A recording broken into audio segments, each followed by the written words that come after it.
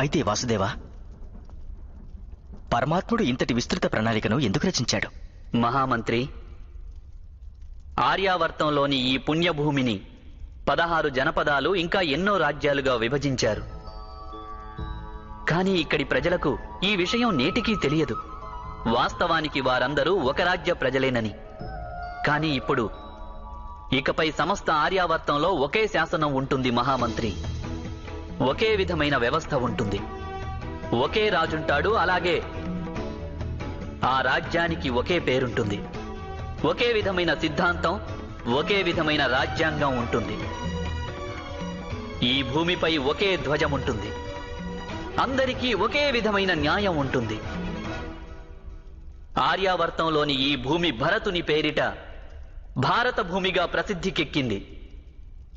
కానీ ఇప్పుడు మొదటిసారిగా ఇది భరత రాజ్యంగా